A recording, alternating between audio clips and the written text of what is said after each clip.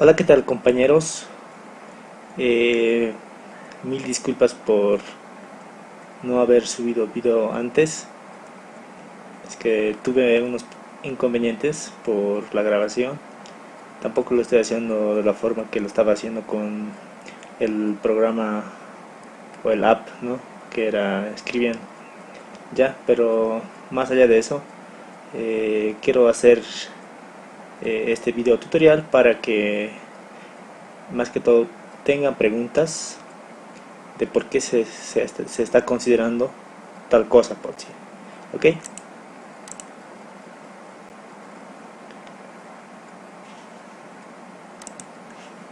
Bueno, les mandé dos problemas que son de secado para balance de energía para el periodo antecrítico y un secador continuo.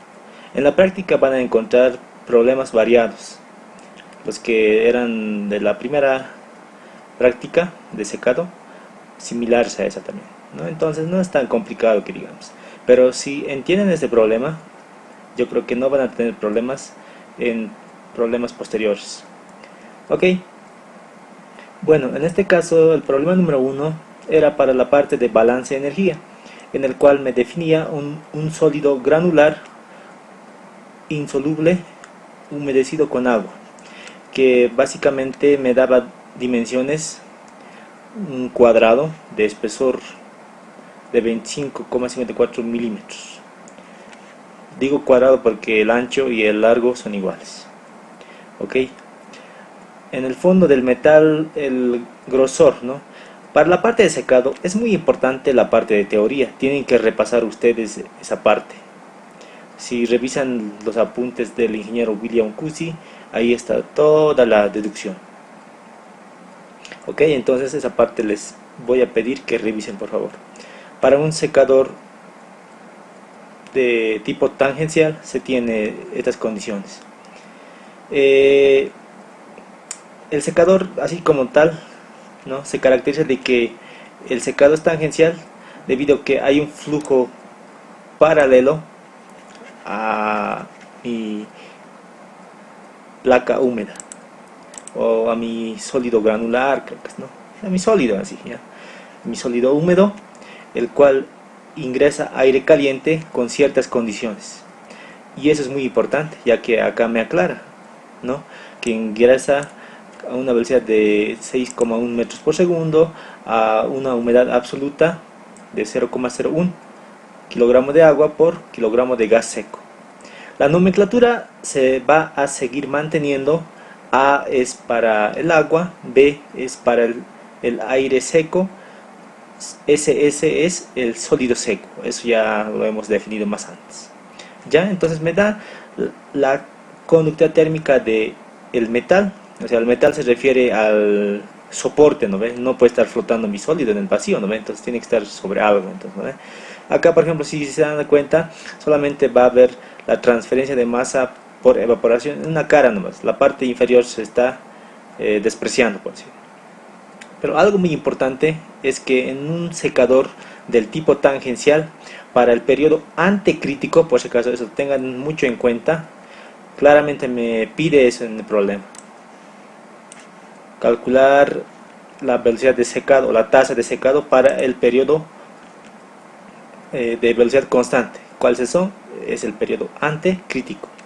Por tanto, nosotros tenemos que saber identificar los calores existentes en un secado del tipo tangencial. Ok, entonces, como nosotros vamos a hablar de un metal, de un sólido húmedo eh, y un ambiente, ¿no? Ya que acá esto es ambiente que ingresa a mi secador, tiene que ser aire caliente, ya saben ustedes, es un poco más de criterio, ¿no ve? Ustedes tienen que suponer que este está caliente y mi sólido está frío, entonces eso es muy importante. Y ya saben que el calor fluye de las regiones de alta temperatura a las regiones de baja temperatura, por tanto el sólido va a tender a ganar energía y esa energía se va a transformar en una tasa de evaporación. ¿Ok? ¿Y qué mecanismos están presentes? El coeficiente global que toma en cuenta el calor global, por decir, y el calor latente por evaporación. También falta acá el calor por convección y el calor que intercambian las superficies, la parte superior, que es T sub R, y la superficie de mi sólido. Entonces esta parte de la nomenclatura ya lo tienen en su libro de el docente, entonces lo pueden revisar. Es muy importante que para la transferencia de calor hay que tomar en cuenta mucho el espesor del metal, el espesor del sólido, entonces eso ya se define, ¿no? Entonces acá solamente me está diciendo todas las variables que me está dando acá, en lo que está en el esquema, ¿ya? Entonces es muy importante eso. Y prácticamente en este tipo de problemas siempre, casi siempre es incógnita la temperatura de salida o la temperatura de saturación adiabática. Eso es lo que se considera para los secadores. Se tiene que aislar las paredes. ¿Y para qué se aísla? Para que no exista la pérdida de calor. Entonces eso es muy importante. Entonces algo muy importante que voy a aclarar es que la temperatura del sólido, ¿no?, es la misma que la temperatura del aire. Casi siempre se considera eso. ¿Cuándo no podría considerarse eso? Por decir, ¿qué tal si ya por un caso aislado puedo darme una temperatura de salida? El aire sale, digamos, ingresaba a 90 y sale a 60, digamos. Entonces ya me estoy dando, ¿no? Ya no va a ser igual. No siempre podría ser así, ¿ya? Entonces esto es muy importante. A veces eso se considera cuando, generalmente, por decir, este aire sale 100% saturado, o sea, con una humedad relativa del 100%, ¿no ve? Entonces, ya, entonces esa parte van a tener mucho cuidado. Una vez que ya tenemos los datos del problema, son el ancho, el largo de mi sólido, el espesor, Z del sólido, ¿no? Todo tiene que estar en sistema internacional. El coeficiente del sólido también tiene que estar en sistema internacional, pero acá creo que en la parte de secado no manejamos joules, ¿no? Entonces hay que transformar. Lo que está acá en watts tiene que transformarse a joules por segundo, entonces posiblemente a kilocalorías por hora. Eso tengan mucho cuidado. La emisividad de mi sólido también me da datos del metal, el espesor y el coeficiente de conductividad térmica del metal. Los datos del aire que están acá, ¿ok? Determinar la velocidad de secado. Y nosotros sabemos que es la densidad de flujo másico máximo. Vamos con la solución del problema. Nosotros primeramente tenemos que calcular el calor total intercambiado en el secador. ¿Qué formas de calor se toma en cuenta? El calor convectivo, el calor global, que toma en cuenta el coeficiente global, el calor radiativo, ¿ok? Y posteriormente hay que desglosar esta ecuación general. Todo este Q sub T es el mecanismo de todos que están presentes acá. Es el calor total que se intercambia en mi secador. Vamos con el mecanismo convectivo. El mecanismo convectivo toma en cuenta, ya saben, el H convectivo promedio por la temperatura T sub G menos T sub S. ¿Por qué ese delta en ese sentido? Ya saben, de alta temperatura a baja temperatura. El TG es mayor, por eso es que se está secando, ¿no? Entonces es muy importante. El área no voy a tomar en cuenta, debido a que QH puntito es en unidades de kilocalorías por hora metro cuadrado grado centígrado. Ok, acá tienen que tener mucho cuidado en las unidades. Mecanismo de transferencia de calor global, ustedes saben muy bien eso, que es prácticamente el coeficiente global por el delta de T, que también va a ser TG menos TS, temperatura del sólido.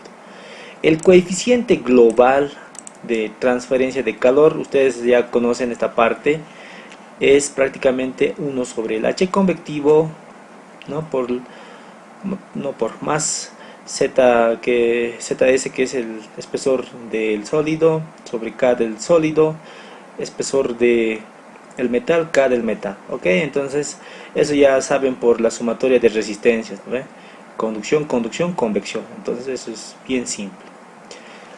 El mecanismo radiativo, ya conocen la ecuación gobernante, que es la ecuación de Stefan Boltzmann, y posteriormente se puede hacer un artificio que agrupa en función de la emisividad del sólido, la constante de Stefan Boltzmann y las sumas de temperaturas, y también las sumas de temperaturas al cuadrado también, ¿no? Al final, en conclusión, es esto, ¿no? ¿Por qué despreciamos esto? Porque acá lo que nos importa es la fuerza impulsora, el delta de T, ¿ok? Entonces, todo lo visto, la ecuación 1, 2, 3, vamos a reemplazar en alfa. Y en alfa tenemos lo siguiente: el calor total, ahí está. Reemplazamos todos los mecanismos. Ahora, ese calor total se tiene que manifestar de alguna forma, ¿no ve? Toda esa energía que se acumula acá, entonces eso va a afectar en el calor latente. Ayuda eso, todo ese calor, para que el agua que está contenida en mi sólido se evapore a una velocidad de n a max por lambda. ¿Por qué coloco n a max? Porque hablamos del periodo antecrítico, no puedo colocar otro, ¿ok? Entonces, una vez que tenemos eso, también hay que recordarnos de la ecuación n a max, que prácticamente es ky, ¿no? Y por delta de concentraciones. ¿Por qué coloco ys menos yg? Ys tiene más valor, o sea, tiene un valor numérico mayor a yg. Eso ya se explica de la siguiente manera, ¿no? El ys, o sea, acá entra, digamos, 0.01, aquí no puede salir 0.01, no tiene que aumentar, entonces tiene que ser mayor. Al final, eso se entiende como ys menos yg, para que sea positivo. Entonces acá es positivo, positivo, positivo, positivo, ¿no? Algo que me olvidaba: para el mecanismo radiativo hay un coeficiente, ¿no? Coeficiente de la temperatura de radiación, ¿no? Que es dato. No estoy haciendo con TG. El mecanismo radiativo siempre toma en cuenta la transferencia de calor de superficies, por decir, que va a ser de una superficie a otra superficie. Entonces, de la parte superior a la parte inferior, más caliente al más frío. Ese es el sentido. Ok, una vez que se reemplaza n a max, ¿no?, en la anterior ecuación acá, entonces se tiene que tener en cuenta que para un secador adiabático se cumple el coeficiente CH, ¿no?, que es H convectivo sobre Ky. Si hacemos desaparecer Ky, H convectivo sobre CH, aquí tenemos eso, ¿no? Y ahí está nuestra expresión. Esta ecuación pueden darse directamente. Yo he hecho la deducción, pero ustedes lo pueden hacer directamente. Pero si es que les falta tiempo en el examen, pues ya tampoco es que lo hagan tan directo, ¿no? Porque al final tienen que tener un poquito de interpretación de por qué las cosas, porque si no, no tiene sentido de lo que estamos haciendo, ¿no? Ahora analizamos esta ecuación, la número 4. El coeficiente CH, que es la capacidad calorífica del aire húmedo, ya saben, 0.24 más 0.46 de Y, esa es la ecuación, que va a estar en función de la temperatura de saturación adiabática. Lambda también va a estar en función de la temperatura de saturación adiabática. Ok, entonces ambos en esencia están en función de TS. Cuidado que piensen que esto se evalúa a TG, no, se evalúa como lo hacíamos en humidificación, a la condición de salida o final, por decir.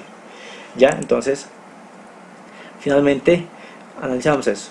Esto es dato, este de acá no es dato, pero está en función de TS también, por la ecuación de la humedad absoluta. Tienen que recordarse eso, ¿no ve? Phi por presión de A saturado sobre presión atmosférica menos Phi por presión de A saturado. Entonces se recuerdan ustedes esa parte, ¿no ve? Por el cociente de pesos moleculares. Entonces ahí está. Nos faltaría el H radiativo, pero el H radiativo está presente acá, ¿no?, que está en función de TR y TS también, que es la temperatura de saturación adiabática también, ¿no? Entonces de alguna forma es eso. Ok, entonces tenemos acá en función de TS, y algo muy importante, hay que calcular el coeficiente global y los coeficientes de interfase o coeficientes de película. Es de acá, sería también, ¿no?, como una forma de coeficiente de película también. Entonces, ¿no?, el H radiativo, entonces ambos. Ok, entonces vamos a hacer lo primero, la determinación de los coeficientes. Acá vamos a determinar primeramente el coeficiente de película H convectivo. Acá ya saben, por concepto de convección forzada externa, hay que evaluar a la temperatura de película, la temperatura del ambiente más la temperatura del sólido, ¿no ven? Entonces eso es muy importante. O bien la temperatura de saturación adiabática, ¿no ven? Entonces, o la media, ¿no ven? Entonces esa parte ya creo que no hay duda. Y si se dan de cuenta, noten ustedes, entonces vamos a suponer nosotros un supuesto, no estoy diciendo que es eso, ¿no ven? Hay que validar esto es una hipótesis ahorita. Si entra a 65,6, ¿no?, más 40, entonces la desaturación adiabática tiene que ser pues menor, ¿no ven? No puede darme 70 mayor a este valor, ¿no ven? Eso es ya por criterio. En el examen alguien hace así, ya mal directamente, ¿no? Porque eso es no tener criterio. La temperatura de película tiene que hacerse a la media, ahí está. Sale 50 y pico, pero yo lo voy a trabajar a 50 para no estar interpolando, ¿no? Y la lectura en tablas me sale este valor. Ahora, ¿qué tal si me sale acá, digamos, una menor temperatura, 30, digamos? La media será pues 30 y tantos, ¿no? Entonces, acá me saldrá 1000, no sé, algo distinto, ¿no ve? O 1 punto tantos, perdón. Entonces esa parte es, digamos, un truquito, ¿no ve? No va a variar mucho, tampoco es que la densidad del aire varía de forma exponencial o algo así, ¿no? ¿Ya? Ahora, la ecuación empírica, esto lo pueden encontrar en el libro Ocontojo.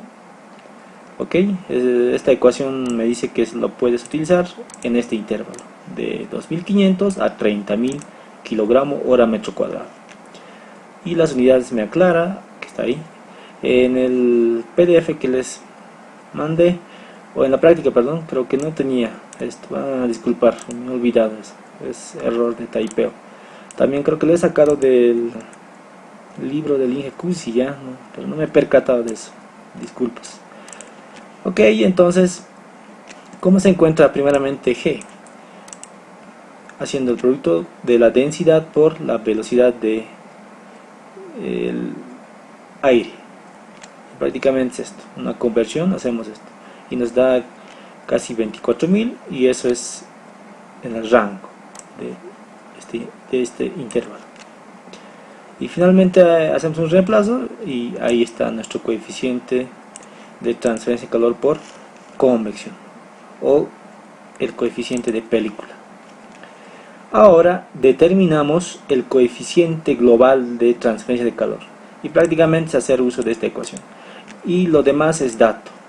No estaba acá en calorías al inicio, pero lo pueden transformar ustedes. Acá está hecho directamente eso, porque ya ustedes saben, ¿no ve? Una caloría tiene 4,184 joules, una hora 3600 segundos, entonces ya saben, ¿no? Entonces no hay tanto lío.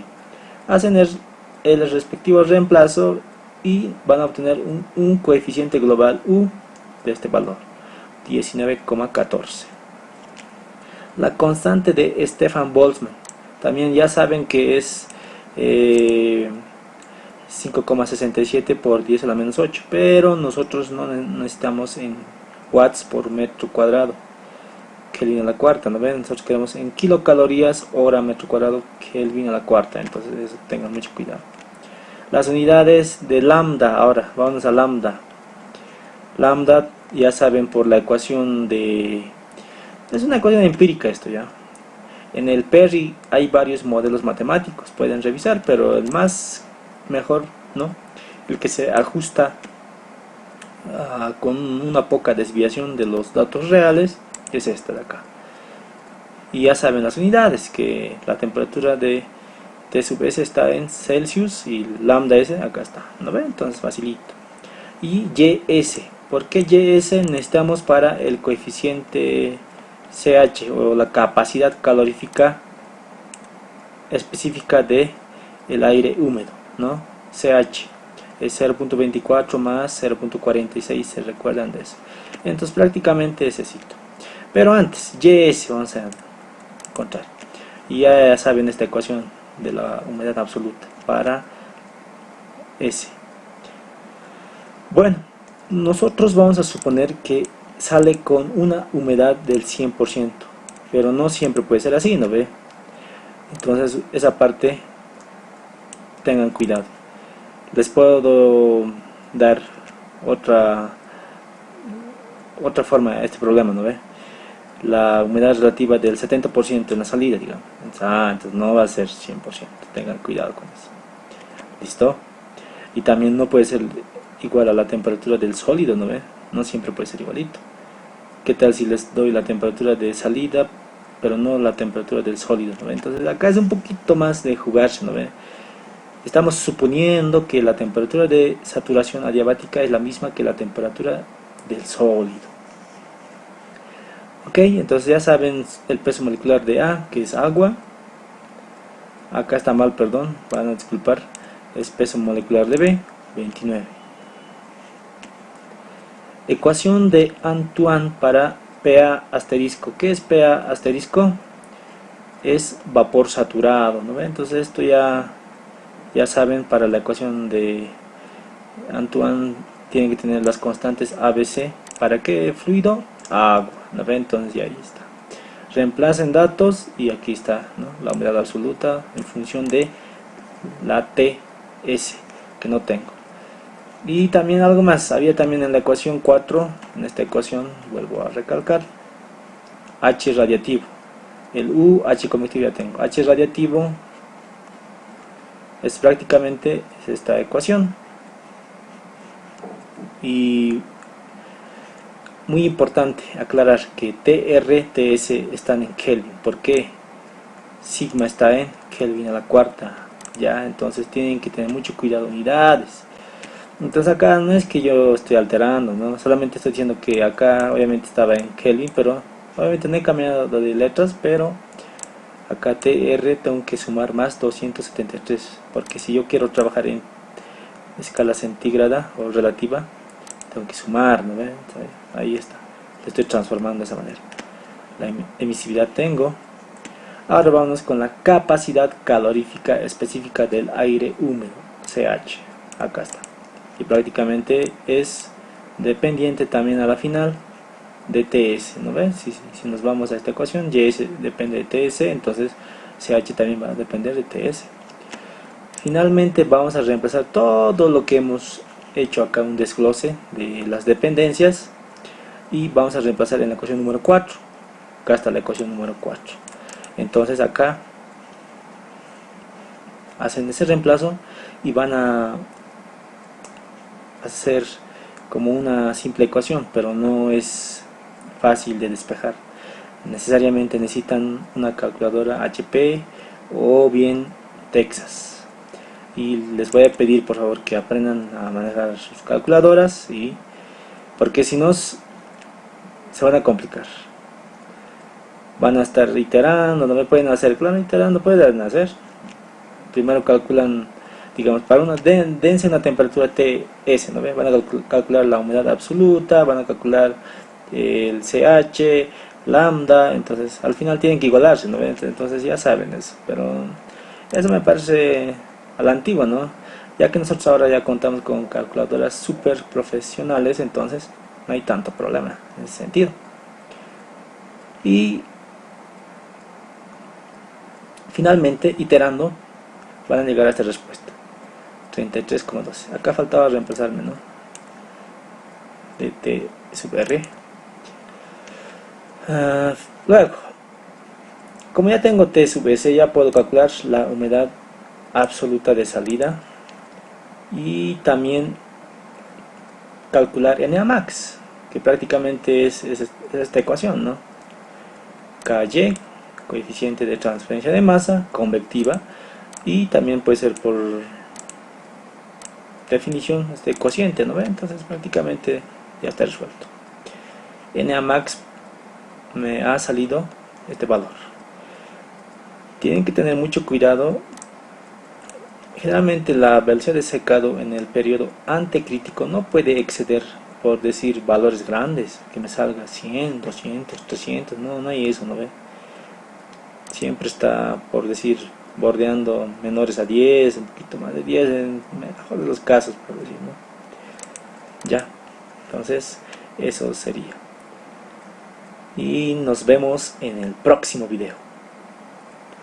Gracias, se cuidan.